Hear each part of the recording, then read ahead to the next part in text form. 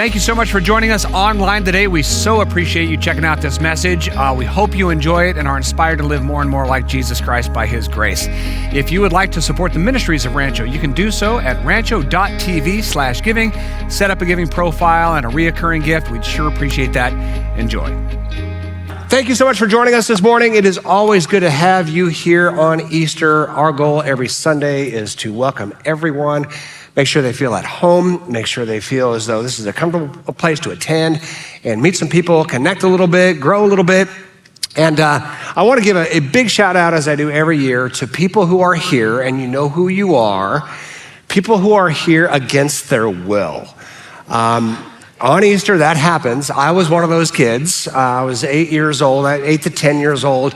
We lived right down the road. We bought one of the first housing tracts that were ever built in this area. It's now called Lake Village. It's the old part of Lake Village. So we bought that house, and the only church in town was Rancho Church. And my family went every Easter, and it was just part of our tradition. And I remember waking up going, is there any way out of this? And I pretended to be sick. Oh, well, then I'm sorry. You can't do the other things today. Well, I'm not sick. I found whining, griping, moaning. I do not want to go to church, and they dragged me to church. And so for those of you who are here against your will, young or old, some of you are here like I'm 75 years old and I'm here against my will. But you are the heroes of the morning, so yay, thank you for coming here. Give them a round of applause. They're here. It's great. Awesome. All right, so we're going to walk a little bit of a journey today around this one question. In one phrase, what is the narrative of your life? In one phrase, what is the narrative of your life? Kind of a deep question. Some people here might think, well, I've never thought about that question. I could tell you about the events of my life, but I don't know really what the narrative is. And what is the narrative anyway? Well, a narrative is the storyline that connects the events of your life. The storyline that connects the events of your life.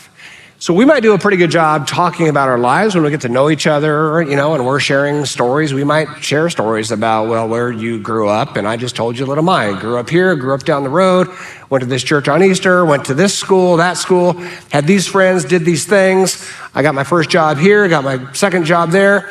Maybe I fell in love, maybe I got married, maybe I had kids. We moved here and there. I had these successes in life. I had these struggles in life. Those are the events of life. That's not necessarily your narrative. Your narrative is what ties all these together in a single storyline.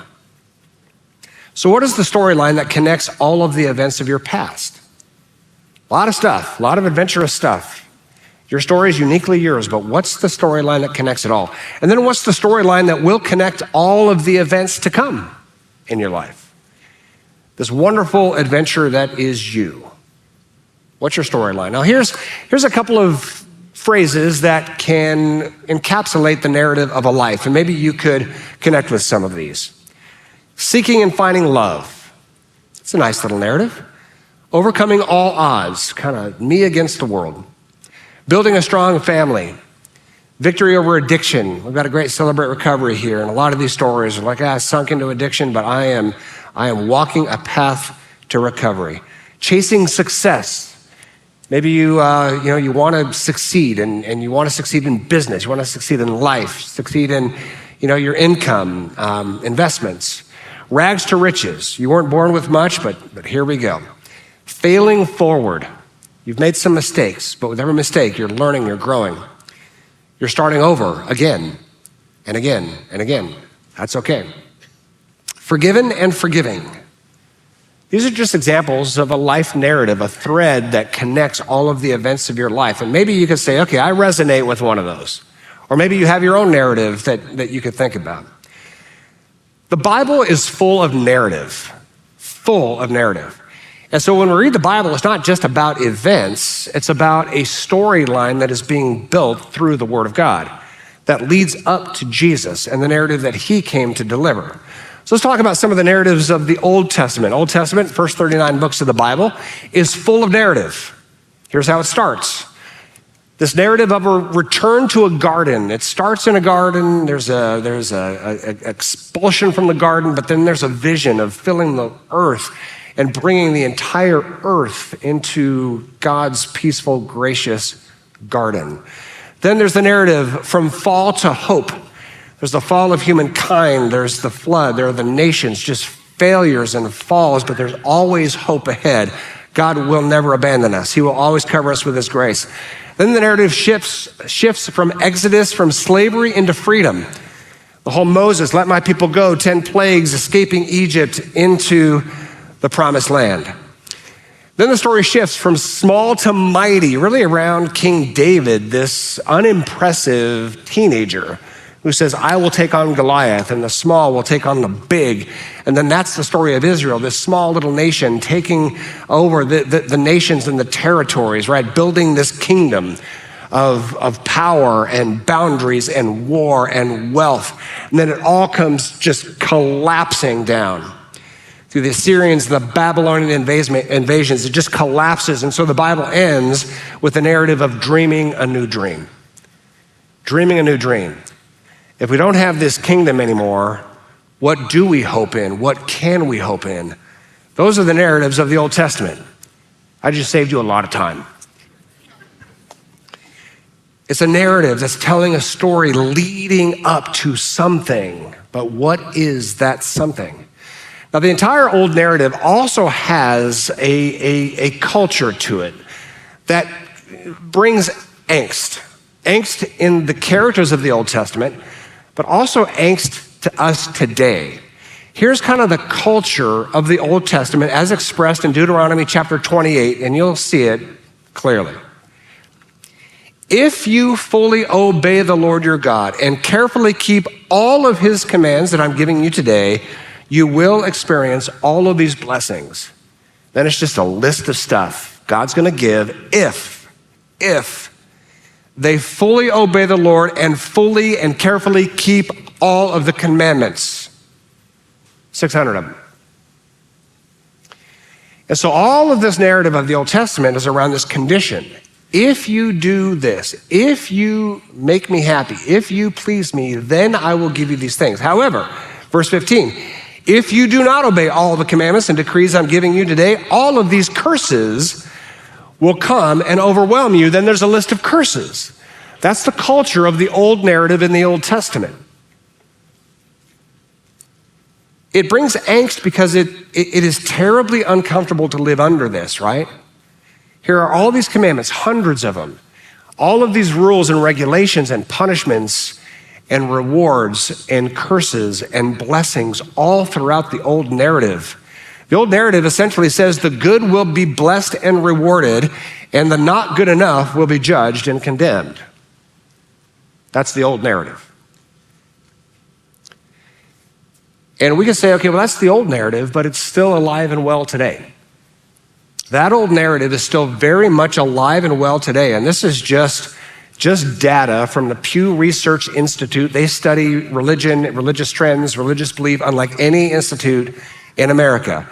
And this is who we are right here, right now, today. 10% of America is atheist or agnostic. 10%.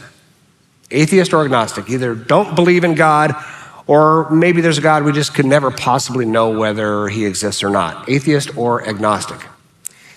Then there's 18% of America that is spiritual but unaffiliated. So they may have a relationship with God, they may have thoughts of God, they might have some kind of spiritual belief system, but they're not affiliated either with a particular religion or a particular denomination or a particular church. Unaffiliated. Then there are the 66%. The 66% who still believe in the old narrative. 66% of Americans believe that God is judge.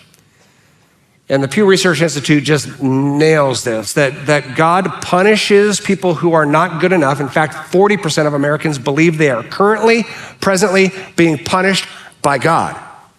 That's a burden. 40% of Americans believe they are currently being punished by God because they're not good enough. This is serious stuff. 66% believe God is watching. He's watching for obedience. He's watching for devotion, and he will reward you if you're good, and he will punish you if you're not. 66%. So do you fall into one of these categories? There's what I call 17% freedom zone on the left. 17% freedom zone. that do not believe that God is judge, but that's probably because they don't believe in God at all, or don't know if they believe in God at all. But they live free from the burden of believing that they're probably not good enough, right? But they don't necessarily have a deep connection with God or a faith community. Disconnected. Then there are 17% on the right side. They live in the freedom zone. They do believe in God. They follow Jesus, but they're not burdened by the old narrative. They've adopted the new narrative that Jesus came to bring. Because when Jesus came to earth 2,000 years ago, he was born and raised in the old narrative.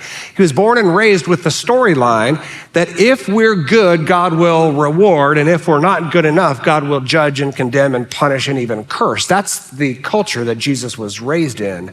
And what he saw as a result was a culture of judgment, a culture of burden, never feeling good enough, a culture even of oppression, because that pours out into all of society. People are oppressed, people are marginalized, people are ostracized, people are mistreated. Oh, these people are sick, they must be cursed of God, so therefore we're gonna not help them, we're gonna keep our distance. People who make mistakes, people who fail, they are permanently put in a category as failures, and there's no story of redemption. People living in fear and guilt and shame. That's what Jesus saw. And by the Spirit of God in him, he says this narrative has to change. The old narrative has to go. Matthew 9:36. When Jesus saw the crowds, he had compassion on them because they were confused and helpless, like sheep without a shepherd. That was among the most religious community that has ever existed on the planet. These are devout Jews following the tenets and commands of the Old Testament, worshiping God in the temple and through priesthoods. They had everything, hyper-religious. Yet what was Jesus' conclusion?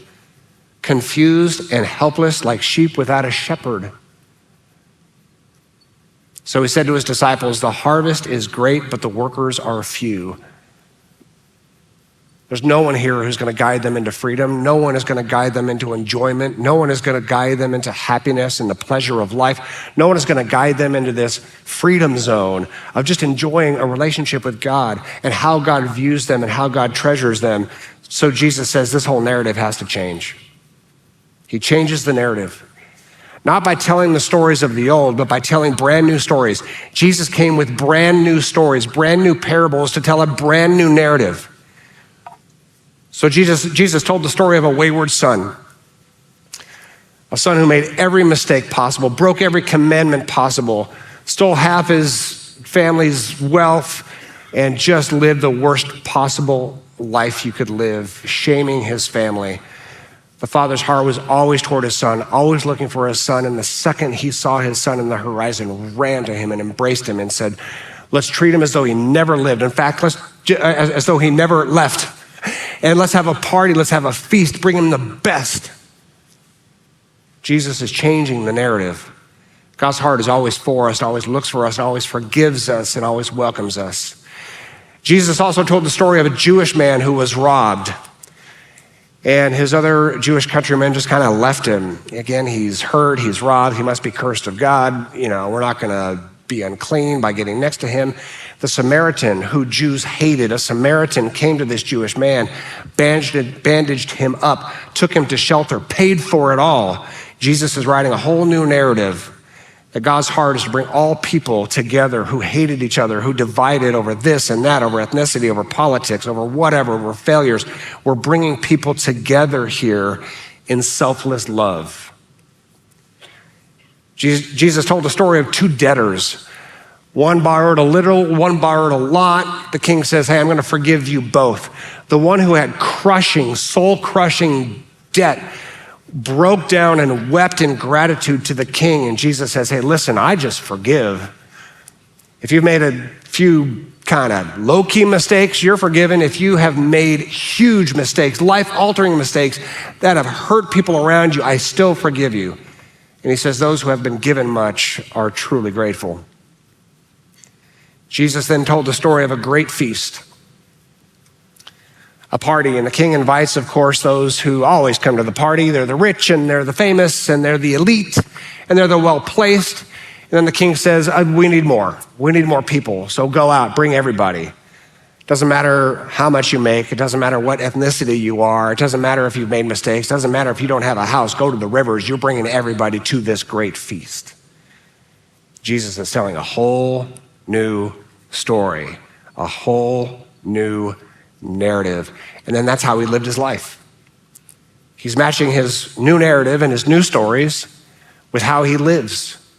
And he helps people and he serves people that were once considered cursed and failures. He just says, I'm gonna bandage your wounds and I'm gonna heal you and I'm going to feed you and I'm gonna be with you. And if people won't even look at you because you're diseased or you're poor or you're without a house, I'm gonna be there with you and we're gonna be friends and I'm gonna tell you and show you the grace of God. And Jesus says, I'm just gonna forgive. I'm just gonna forgive. There's no formula about forgiveness. So he tells the paralyzed man, I know people think that you're paralyzed because you're a sinner, but you're forgiven. And by the way, get up and walk. And he told the woman caught in the act of adultery who was about to be put to death as a capital crime, he says, hey, throw this rock if you have not sinned. Everybody drops their rock and Jesus says, you're forgiven. He tells the thief on the cross next to him, who is breathing his last breaths, living in fear of what is to come. Today you will be with me in paradise, forgiving the Romans who were murdering him on the spot. They did not confess, they did not repent, they did not turn their lives around. Forgive. This is the heart of God that we see through Jesus. It's an entirely new narrative. And what does that feel like? Matthew 11:28, come to me, all you who are weary and carry a heavy burden, and I will give you rest. Some of you came here today weary of life and weary of what gets thrown at you and weary of what's happening in your head and in your heart and in your circumstances. We receive the narrative of Jesus and that burden over time gets lighter and lighter and lighter. Jesus says in John 10:10, my purpose, the very purpose for my coming is to give them all a rich and satisfying life. If you cannot describe your life as rich and satisfying, it's probably because you have an old narrative of if and then. If I'm good, then I'm gonna get rewarded. If I'm good enough, I'm gonna get attention. If I'm good enough, I'm gonna get what I want. If I'm good enough, God's gonna answer prayers. Never quite feeling good enough. Never quite feeling as though you're satisfying either God or satisfying the people around you. You're always feeling second class. To receive this rich and satisfying life is to receive the brand new narrative of Jesus. And it goes something like this. I am accepted by God, right here, right now, and always, just as I am. God requires nothing of me. He doesn't require more effort, more devotion, more religion, more obedience. I am accepted by God right here and right now. I am dearly loved by God. I know I'm not perfect. I know I've got stuff to work on. I know I need to treat people better. Whatever your list is, I got mine. I know we're on a journey, but right now I am dearly, unconditionally loved by God. God only sees the best in me. This freaks people out. God only sees the best in me. We might have been raised with this thinking that, well, God's watching and he's taking notes.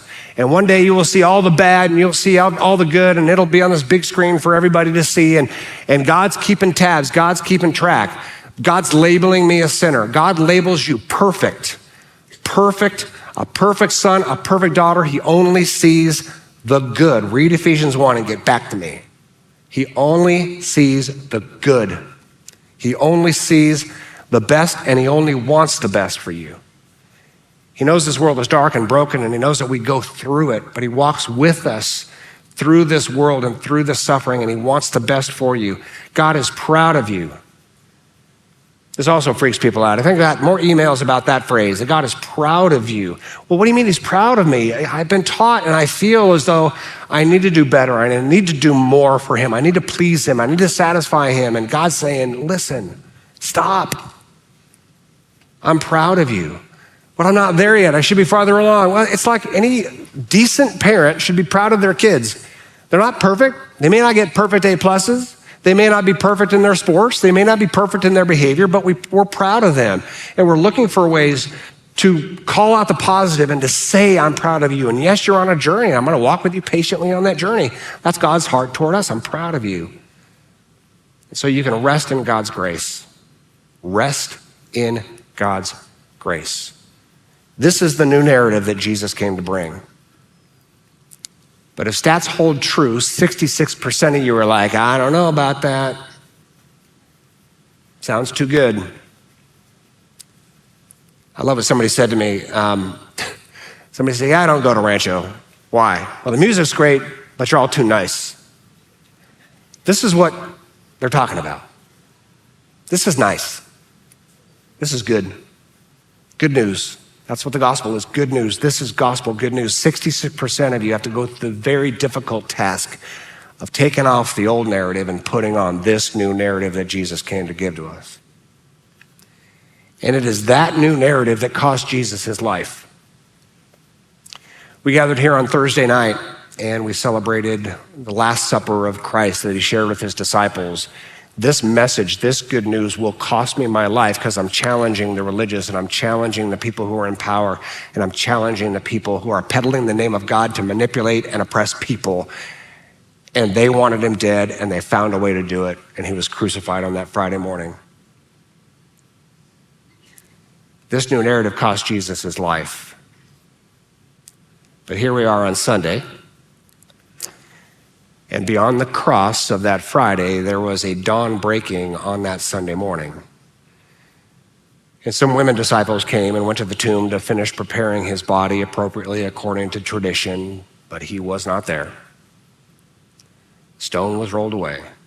The Roman guards who were there vanished. They took off, and his body's not there. Mark 16, don't be afraid. You are looking for Jesus of Nazareth, aren't you? The one who was crucified. Well, he isn't here. He rose from the dead. See, this is where they laid his body. He rose from the dead. That's the narrative. That's the narrative. The brokenness of this world put the light of heaven to death. The brokenness of the world crucified Jesus, but the brokenness of the world would not win. He rose from the dead. Death itself would not win. He rose from the dead. And we have the option this morning of believing that and making that our narrative.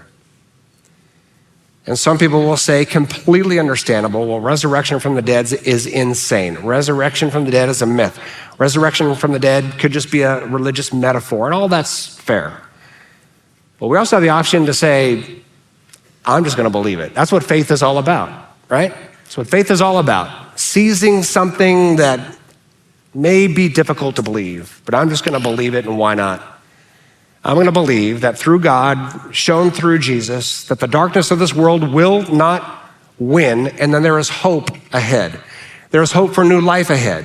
Second chances, third chances, 15th chances ahead, because we believe in resurrection. We believe that we will not be overcome by our circumstances. We will not be overcome by the world that presses against us. We will not be overcome by our own mistakes and failures, but we are going to look to hope ahead because there's resurrection beyond the grave. Even death itself, we believe there's life ahead, life eternal beyond the grave. We just choose to believe it. That's the new narrative Jesus came to deliver. That's the new narrative Jesus established when the stone was rolled away and he walked out of the tomb. So what's your narrative?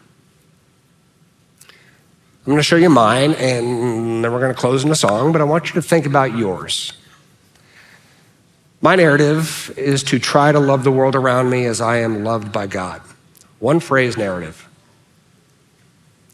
That whole journey, getting rid of the old narrative and bringing in the new narrative of Jesus.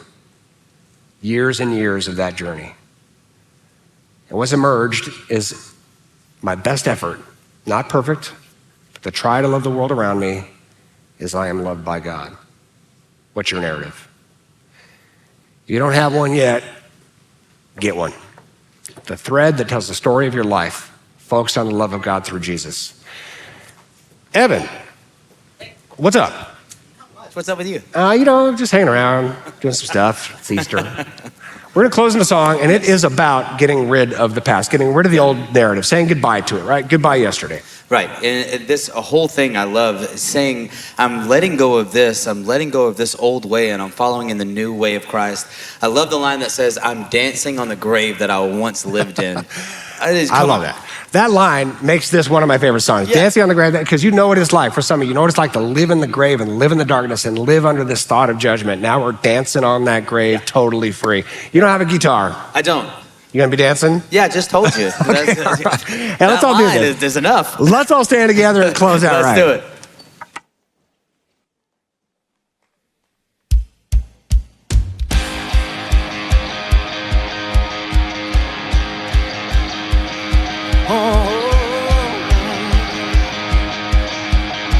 Let's sing this.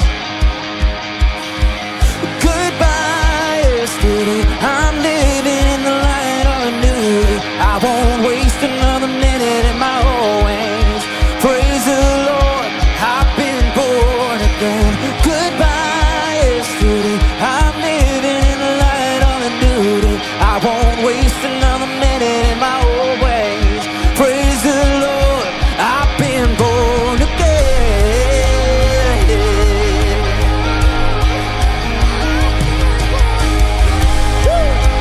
Sing this out again and again. Come on, say it. Again and again and again and again. You rescued me out of the mess I was in. You traded my sorrow for something to sing. Now I'm dancing on the grave that I once lived in. Say goodbye, yesterday. I'm living in the light of a new day. I won't waste another minute in my old ways. Praise the Lord, I've been born again. Goodbye, yesterday. The Spirit of the Lord is upon me. I got resurrection in my veins. Praise the Lord, I've been born again and again and again and again. You rescued me out of the mess I was in.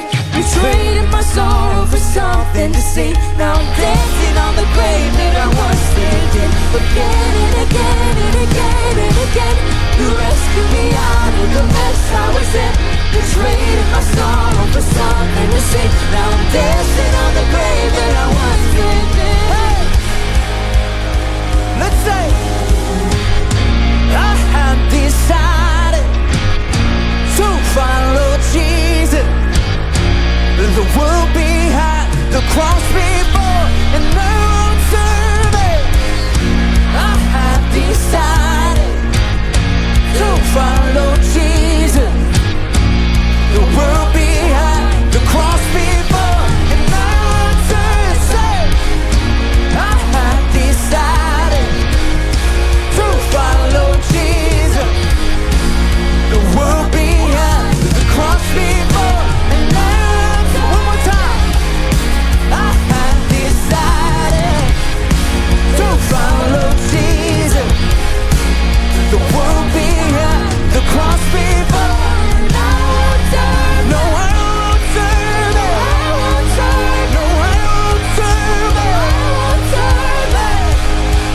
The world behind, the cross before, and I won't turn back. I won't turn back. I won't turn back. No, I won't turn back. I won't turn back. The world behind, the cross before. Again and again and again and again. You rescued me out of the mess I was in. You traded my sorrow for something to sing. Now I'm dancing on the grave that I once lived in. Again and again and again and again. You rescued me out of the mess I was in.